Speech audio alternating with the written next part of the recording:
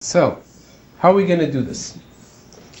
Well, first of all, let's look at what a neuron is, right? And then let's look at how we can build a mathematical model of the neuron, right? This is how we reverse engineer the competition. A neuron is a very interesting object. I don't know how familiar you guys are with any of this, maybe a lot, maybe not very, but let's look at it because it's quite interesting. So a neuron, is a nice little cell with a cell body and the cell nucleus, just like other cells in the body. But that's where the similarity ends. A neuron actually, you know what a neuron looks like when you look at it under a microscope? It looks like a tree, like a very, very bushy tree. Like trees, it has a trunk. So this is the cell body.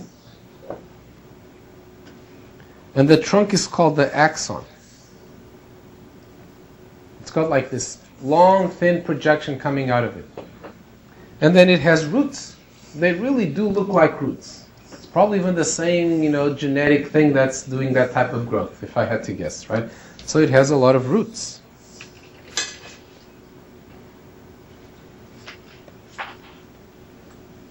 Does anybody know what these roots are called?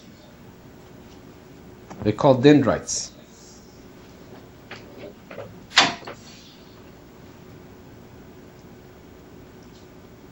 And then, of course, the tree trunk branches into a lot of branches, right? So here they are. And these branches are also called dendrites. So, this does look kind of like a tree, right? But now here's the next thing, right? Does the brain look like a forest? If it looks like a forest, it's like the biggest nightmare forest you've ever seen. It's like something out of a horror movie. You know how when, our protagonists get lost in a thick, threatening jungle? That thick, threatening jungle is nothing compared to what the brain looks like. You know why? Because the trees are not all, sort of like with their roots on the ground and their branches up in the air. These dendrites connect with the dendrites of other neurons. Right? So where this tree has its branches, another tree has its roots. And this is how you get like these really dense, intricate connections, right?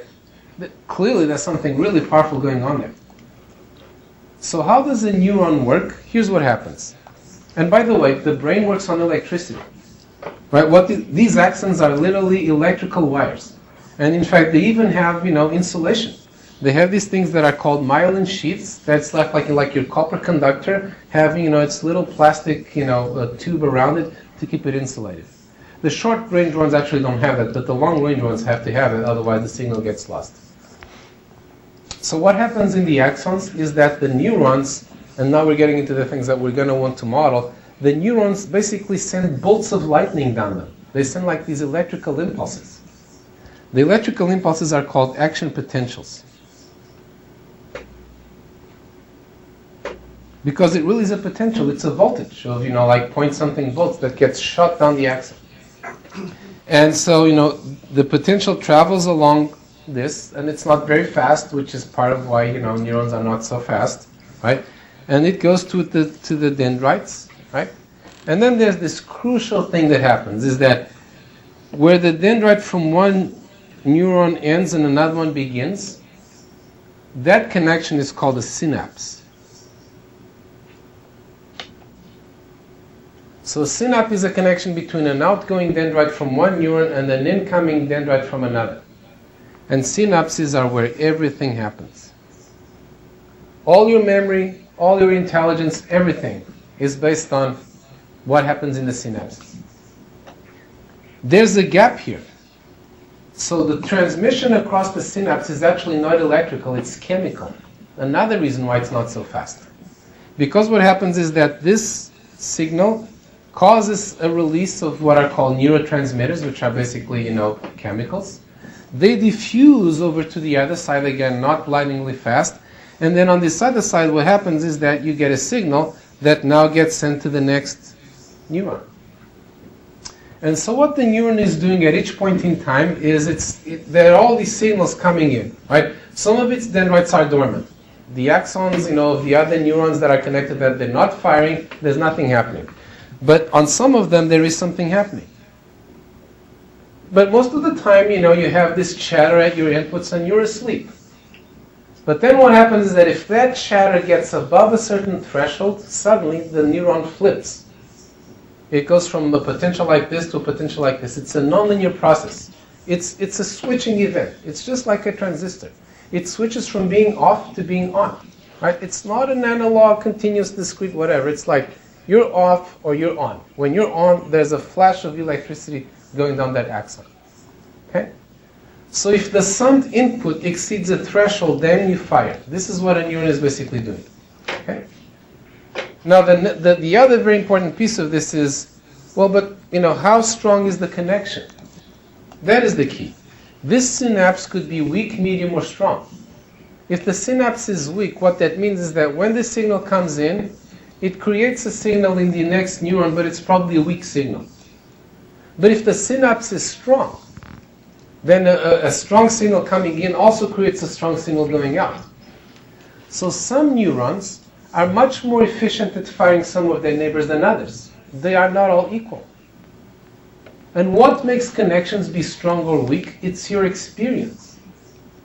This, according to our best understanding of neurobiology, is where all your learning and memory occur. It's that things that fire together, wire together. This is the famous expression. Fire together, wire together. Meaning, if this neuron made this neuron fire, then their connection gets stronger. How exactly this happens? People have pretty good ideas. Now there's this thing called long-term potentiation, but there's still a lot to be understood. But for our purposes, it's pretty clear that this is the mechanism. It's that when two neurons fire together, the connection between them gets stronger. And this is what drives your learning. And if you think about it from a statistical point of view, this makes a lot of sense, right? Because if they fire at the same time, this means that they're correlated, right? Which means that next time that you see one of them firing, then maybe the other one should be firing as well, right? So this is what happens. Okay? So that was your 5 minutes of biology. Any questions about any of this? As you can tell, I'm not an expert in biology, but hey, I just ad-libbed some of it. For our purposes, this is good enough. I did not knowingly say anything incorrect. Let me put it that way. Any questions? Okay, very good. So that was the fun part. And now comes the math. Truth in advertising. Neural networks are kind of the machine learning version of a bait and switch. You know what bait and switch is? Have you ever heard that expression? Bait and switch is when your local, whatever, Nordstrom or Macy's says, hey, we have designer jeans on sale. It's a $200 pair of jeans and we're selling it to you for $50 this weekend. Come in this weekend. And you go there, right? You've probably seen this happen, right? To get your designer jeans at $50 and they say like, oh, we've run out of them. But we do have our store brand that normally costs $100 and we'll sell it to you for $40. Now, you would have never left home to go buy that pair of, store brand jeans for $40. You left home to get the designer jeans for $50. But here's the essence of the bait and switch is that once you're there, it's like, well, you don't want to have gone there for nothing, so you buy the store brand for $40. Right? So the designer jeans were the bait, and then the switch is the store brand. Okay? This is actually a very important concept in data mining, by the way. If you want to do data mining applied to retail, you want to know about these things. Right? To design better bait and switch and whatnot, right? Maybe that's evil, but maybe it earns you a living, so we shouldn't judge. And on that theme, we're going to do, I'm telling you, I'm warning you in advance that I'm doing a bait and switch right here. The bait is the biology. This is how the brain works, massive parallelism, connections, synapses, and then the switch is math, calculus, gradient descent, derivatives. Okay, so at least I'm honest about it. You had your 10 minutes of fun, and now the rest of the class is going to be a lot of math. But hopefully, right, we motivated you for the math, with this introduction. Okay? But this is the irony, right, is that like when you look at machine learning in the press and why neural networks are powerful, it's because of the analog with the biology. But the truth in advertising is that at the end of the day, when you look at current neural network algorithms, there's many ways in which they do not look like what the brain does. In some ways they do, and they are based on notions of how neurons work and whatnot.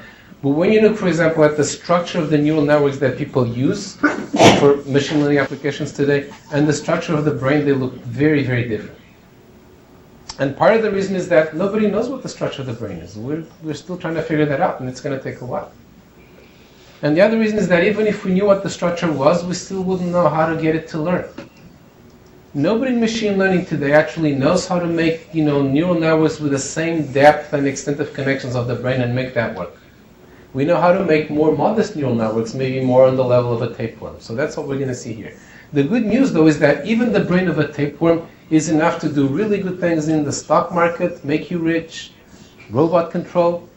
One of the earliest applications of machine learning in sort of like the modern era was to finance. And the tool of choice there was backpropagation, one of the elements that we're going to look at here. So even this thing that is a very far cry from what the brain does is already enough to do very, very well on a lot of important problems. And that's why we're going to study it here.